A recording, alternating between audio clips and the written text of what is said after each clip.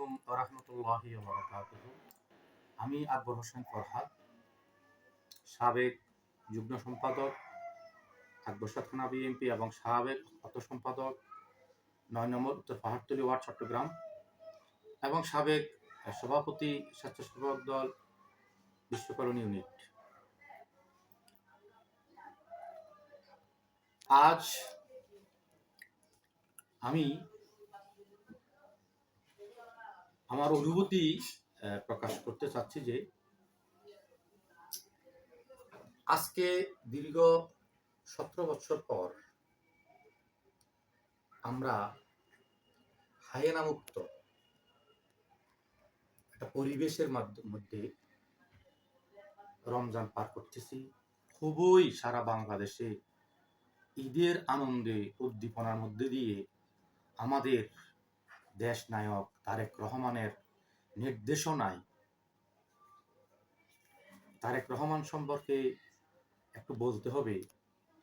দেশ নায়ক তারেক রহমানের সবচেয়ে বড় পরিচয়, উনি বাংলাদেশের স্বাধীনতার ঘোষক। ওই রিভোল্ট বলে যিনি পাকিস্তান আর্মি থেকে বিদ্রোহ করে যে জাতি দিশাহীন অবস্থায় ছিল, যে যুদ্ধ গতি হারাচ্ছিল, সেই যুদ্ধের সেনাপতির দায়িত্ব নিয়েছিলেন এবং একটি বাংলাদেশ, স্বাধীন বাংলাদেশ উপহার দিয়েছিলেন। উনি ছিলেন সেক্টর কমান্ডার। একসাথে উনি সম্মুখ যুদ্ধ করেছিলেন, উনি সৈনিকদের সাথে যুদ্ধ করেছিলেন, উনি বীরুত্তম উপাধি পেয়েছিলেন, উনি এই দেশটাকে ভালোবেসেছিলেন, যে জন্য ওনাকে বলা হয় রাখাল রাজা, মাটি ও মানুষের নেতা। সেই বীরুত্তম জিয়াউর রহমানের সুযোগ্য সন্তান, যাকে দেখলে আমাদের মনে হয় ইনি যেন জিয়াউর রহমান।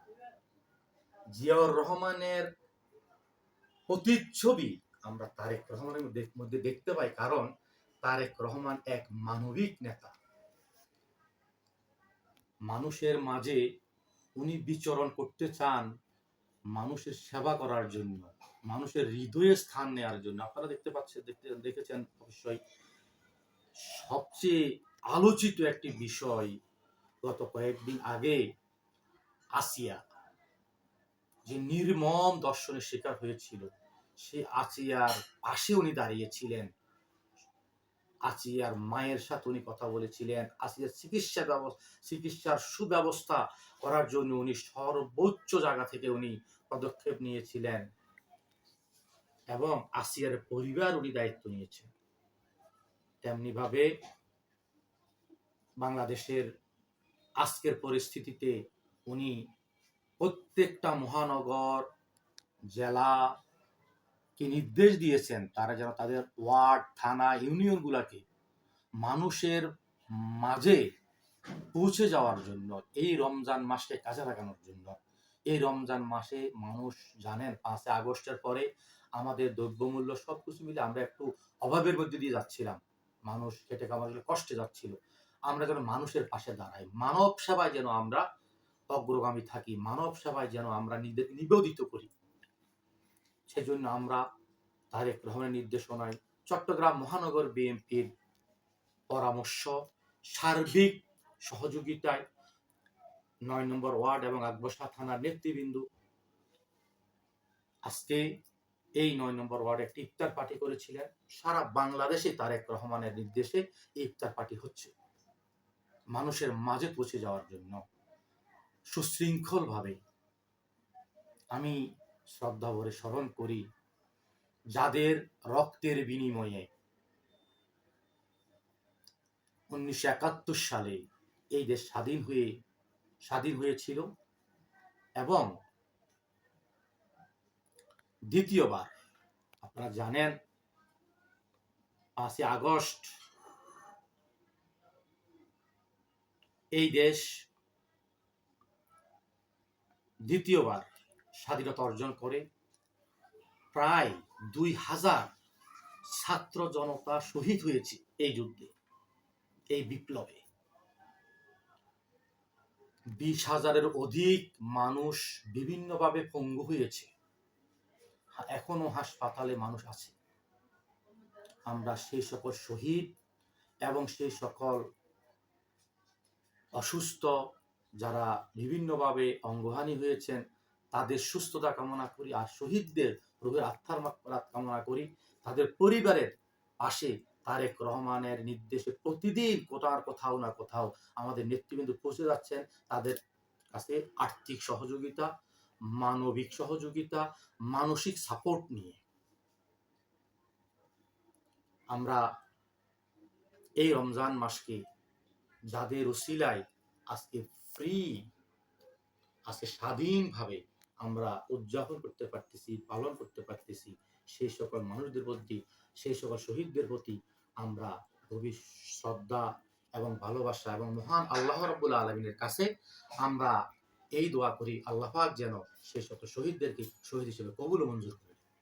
এবং আপনাদেরকে আমি বলি, যেই দিন দেশ নায়ক তারেক রহমান আমাদের মির্জা ফখরুল সাহেবের মাধ্যমে বলেছিলেন যে যে আন্দোলন চলতেছে, এই আন্দোলনে যেন আমার জাতীয়তাবাদী শক্তি শতভাগ এদেরকে সহযোগিতা করে, উপস্থিতি হয়ে এই আন্দোলনকে বেগবান করে একটি চূড়ান্ত পর্যায়ে নিয়ে যায়, যেন আমরা বিজয় ছিনিয়ে আনতে পারি।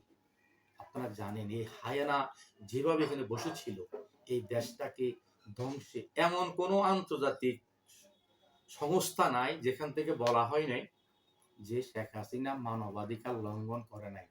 মানবাধিকার লঙ্ঘনের সর্বোচ্চ জায়গায় তিনি পৌঁছে গেছিলেন, যে জন্য ওনাকে হাজার হাজার আলেমের চোখের পানি, মক্কা মদিনা মানুষের অজস্র চোখের পানি, হাজার হাজার আলেমদেরকে শহীদ করা, নির্যাতন করা, আল্লাহ পাকের কাছে কান্না করে করে আলেমরা ফরিয়াদ করেছিলেন, আল্লাহ পাক কবুল করেছে।